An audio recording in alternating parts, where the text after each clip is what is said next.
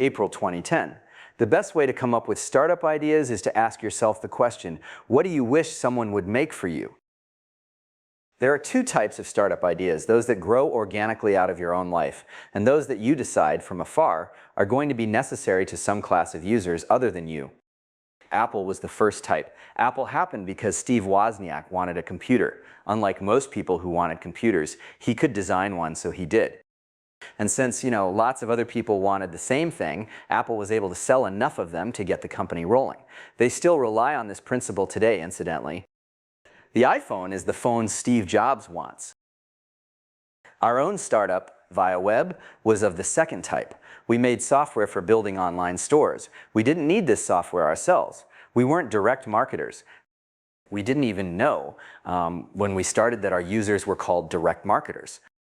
But we were comparatively old. When we started the company, I was 30 and Robert Morris was 29, so we'd seen enough to know users would need this type of software. There is no sharp line between the two types of ideas, but the most successful startups seem to be closer to the Apple type than the Via Web type. When he was writing that first basic interpreter for the Altair, Bill Gates was writing something he would use, as were, Larry and Sergey when they wrote the first versions of Google. Organic ideas are generally preferable to the made-up kind, but particularly so when the founders are young. It takes experience to predict what other people will want. The worst ideas we see at Y Combinator are from young founders making things they think other people will want.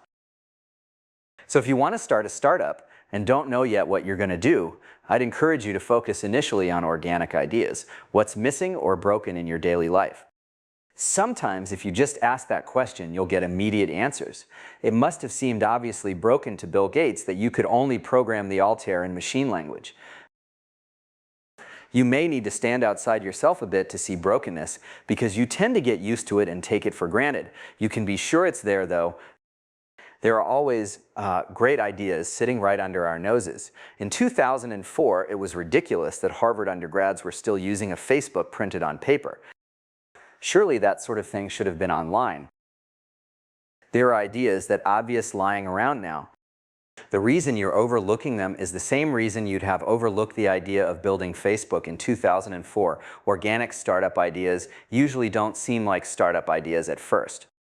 We know now that Facebook was very successful, but put yourself back in 2004, putting undergraduates' profiles online wouldn't have seemed like much of a startup idea. And in fact, it wasn't initially a startup idea. When Mark spoke at a YC dinner this winter, he said he wasn't trying to start a company when he wrote the first version of Facebook. It was just a project. So was the Apple I when Woz first started working on it. He didn't think he was starting a company. If these guys had thought they were starting companies, they might have been tempted to do something more serious, and that would have been sort of a mistake. So if you want to come up with organic startup ideas, I'd encourage you to focus more on the idea part and less on the startup part. Just fix things that seem broken, regardless of whether it seems like the problem is important enough to build a company on. If you keep pursuing such threads, it would be hard not to end up making something of value to a lot of people. And when you do, surprise, you've got a company. Don't be discouraged if what you produce initially is something other people dismiss as a toy. In fact, that's a good sign. That's probably why everyone else has been overlooking the idea. The first microcomputers were dismissed as toys, and the first planes and, the first cars.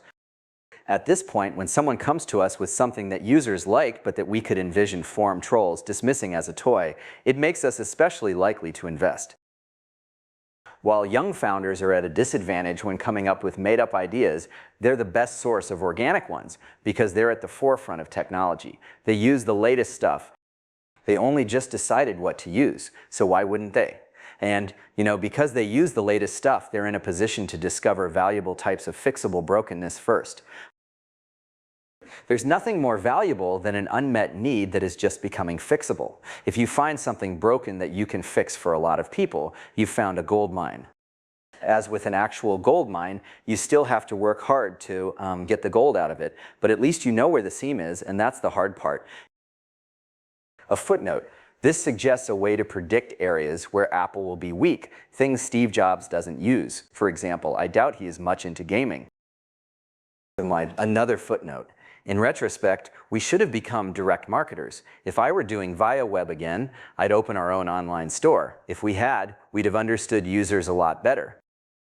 I'd encourage anyone starting a startup to become one of its users, however unnatural it seems. Then another footnote, possible exception. It's hard to compete directly with open source software. You can build things for programmers, but there has to be some part you can charge for.